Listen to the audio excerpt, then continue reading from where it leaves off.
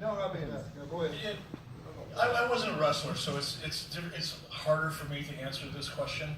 The things that I did in the ring were just kind of one-off, momentary things. But this, I'll call it a storyline that I had with Stone Cold Steve Austin.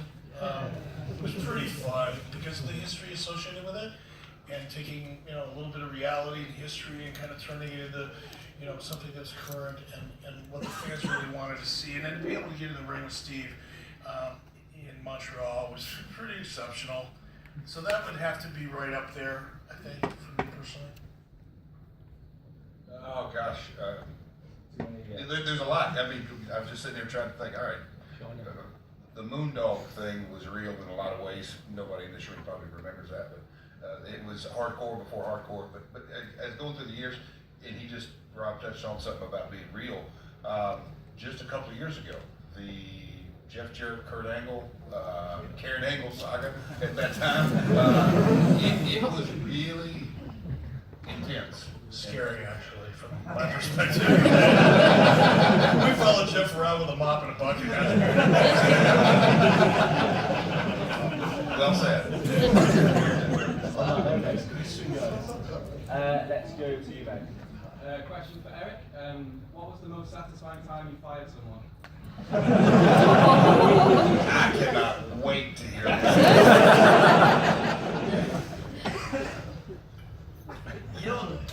And I know none of you will believe this, because the myth of what an evil ass I was far exceeds the reality, at least in the context of who I fired, because I really didn't fire very many people. In fact, if I were to go back, somebody asked me earlier today, if you could go back and do anything over here, what would it be? Well, first of all, the list is about 1 million miles long. But I think being a little more careful about letting people stick around that should have been was probably one of my weak points. So I really didn't fire that many people, with one exception that I just remember vividly because I enjoyed it so much, and I actually enjoy the memory of it as much as I did doing it. And it was a honky-tonk man. I just, to this day, I get like warm, kind of fuzzy chills thinking about firing an idiot.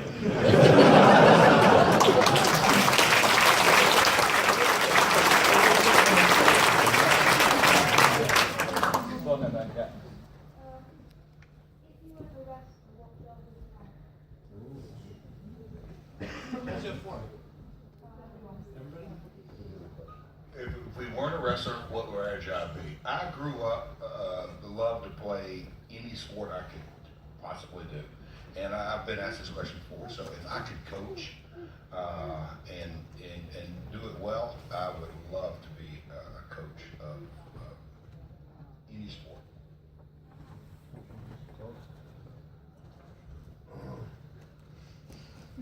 Well, you guys have an answer in mind? I actually was not considered an athlete at all growing up. I was a goof off and didn't know I was considered athletically gifted till far into my career. I actually was a bit of a nerd, and I think I was supposed to be smart. I think I was supposed to do something using my brain. Yeah, and I like to write. And I suppose if I hadn't decided to be a wrestler, I would have followed that path. And I still imagine I will transition over. I have so many writing projects. I just lack the dedication to make that accessible to you. But it's all up here. Porno star.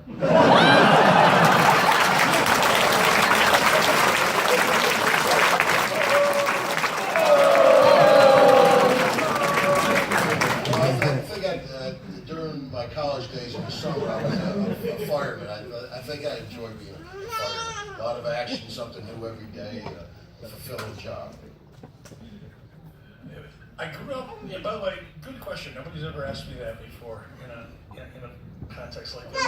I grew up wanting to be a veterinarian, and it wasn't until halfway through my first year, and probably through my first year of college, and I realized that probably wasn't going to happen for me. So he has a two-part answer. I would have liked to have been a veterinarian as I was younger. I would have probably ended up doing what I was doing before I got into the wrestling business, which was sales. I was a sales manager for a food processing company, and that was really what I was good at. So, in all likelihood, I would have been in sales in some capacity. What do you want to do, little man? Soccer. The resin business is run in a really different way now than it was when you all broke in. So if you were young guys breaking in now, how do you think you would find it compared to how it was when you all started on? Do you think you would be the success that you became if you were coming in a new system? Of course, everything evolves. Of course, wrestling has evolved quite a bit. So I don't know if like my character would work so well nowadays, you know, with the hole and the board and all. I think now the trends for more guys flying, more acrobatic type athletic moves. So I don't know if I'd be successful now as I was back then. That's such a hard question to really wrap your head around because it's such a different world now. When you think about who we had to look up to, who we were inspired by, and what the standards were back then compared to now with the young guys, they had us. They were inspired by us. And I mean, we're not all in the same generation. I was inspired by him and those guys, you know. And I mean, there was no such thing as MMA, and now you're born into this world where it's already a thing. I used to tell people that I was a kickboxer. They didn't know what that was. You had to explain what kickboxing was, and then, you know, if MMA was around, I'm sure I would have totally been driven to go that route because I was into, you know, challenging myself, and I had that hunger to prove myself. But so that's why it's so hard, because now the standards have been, they are what they are now, and the world is what it is now. So coming in now, any of us would come in differently, you know what I mean? Like, ready for today. And then I think what got us to reach our goals was the passion, the dedication, and that wouldn't have changed. So we would have adapted to today's world, but we don't have to now. Do you think it's harder to break now, or was it harder to break back then? I personally think that now there's a lot more fans in the business. Like, the one way it was so much different back then with the old school.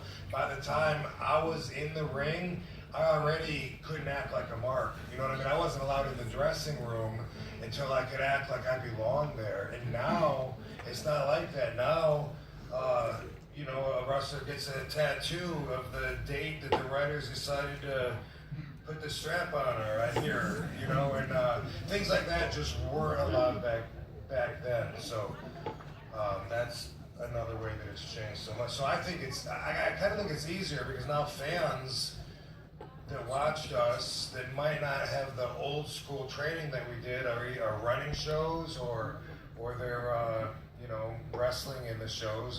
There's a lot more. It used to be so much more closed door society. So I think it's easier now.